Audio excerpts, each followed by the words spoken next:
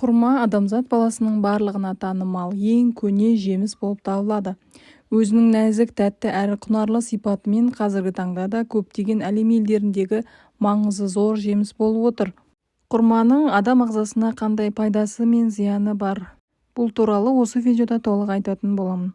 Құрманың құрамында ойдың жүйелі болуына және денсаулыққа пайдалы 10 түрлі элемент бары анықталды. Бүгінде ғалымдар адам баласының тек құрма мен суды азық етіп бірнеше жыл өмір сүре алатындығын анықтап отыр. Құрманың құрамында окситоцин деген химиялық зат заманауи медицинада босанатын әйелге жәрдем беретін препарат ретінде қолданылады. Окситоцин босану процесін жылдамдатады. Көптеген ғылыми дереккөздер бұл препаратты жылдам босандыру дәрісі деп те атайды екен. Бір қызығы, босанғаннан соң окситоцин ана ағзасында сүт түзуші затқа айналып кетеді екен. Сонымен қатар құрмада ағзаға тез сіңетін және жылдам ыдыраушы қант шырыны бар. Ол ағзаның белсенділігін арттырып, жылу күшімен қамтамасыз етіп отырады. Құрмадағы қант шырыны ағзада қант құрамын мөлшерден асырушы кәдімгі қанттан, глюкозадан айырмашылығы көп. Қан құрамындағы қанттың көтерілуі бірнеше сырқаты бар жандар үшін өте қауіпті. Соның ішінде қант диабеті кезінде қан құрамында қанттың көбеюі іш құрылысқа зиянын тигізеді. Ең бірінші бүйректің, көздің, жүрек бұлшық етінің, жүйке талшықтарының қызметін бұзады. Қанттың көбеюі нәтижесінде көптеген аурулардың ауыр түрінің себебі және де көру қабілетімен айырылуға, мүшелердің жансыздануына, бүйрек ауруына және де қант диабетінің ауыр түріне апаруы мүмкін. Құрмада көптеген дәрумендер мен минерал заттар бар. Олар жасұныққа, майға және ақуыздарға бай. Құрмада минералды заттардан натрий, калий, кальций, магний, темір, күкірт, фосфор және хлор бар. Сонымен қатар құрманың дәнінде А дәрумені, бета-каротин, В1, В2, В3 және В6 дәрумендері бар. Құрма 50% қанттан құралған, сондықтан да өте нәрлі, ол ағзада тез таралады. Қант шырыны жүйке жүйені тыныштандырады. Құрма мидың қызметіне өте пайдалы, себебі 2% ақуыздан тұрады.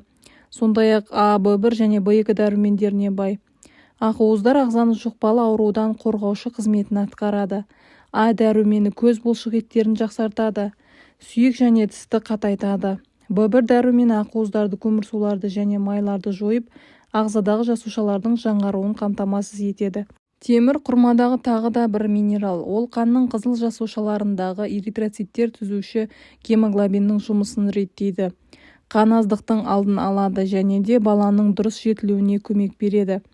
Құрманың адамның жүйке талшықтарының қызметінің жақсаруына тигізетін әсерін ерекше айтып өту керек. Құрманың құрамындағы В6 дәрумені жүйке жүйесін жақсартып, құрамындағы магнийдің бұлшық еттің жұмысында маңызы зор екендігі анықталды. Сонымен қатар құрманың құрамындағы магний бүйрекке ең пайдалы зат.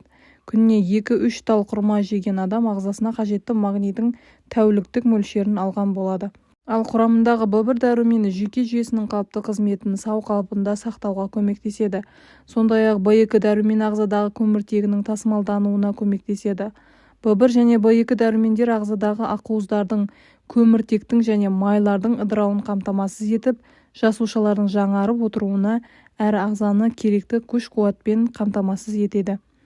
А дәрумені иммунитетті нығайтып, ағзаның сыртқы әсерлерге төтеп берушілігін арттырады және де көздің көруін жақсартып, сүйек пен тістерді қатайтады. Ал бета-каротин ісік тудырушы жасушалардың болдырмауына септігін тигізіп, ағзаға зиян беретін молекулалардың жұмысын қадағалаушы қызметін атқарады екен. Ақуыз өзге жемістерде мұндай көлемде болмайтыны белгілі. Осы бір ерекшелігінің арқасында құрмалар ағзадағы дерттерге, жұқпалы ауруларға қарсы тұрып, жасуша қызметін жақсартып, ағзадағы суды реттеп отырады екен. Мысалы, ет өте құнарлы ас болып табылады. Алайда ол адам ағзасының құрманың беретін дәрумендерін бере алмайды. Әсіресе жаңа піскен кезінде бұл жеміс дәрумендер мен минералдарға бай болады. Сонымен қатар қазіргі таңда ет адам ағзасына қауіпсіз деуге келмейді. Бұл ауыр тамақ және де оның қорытылуына көп уақыт қажет.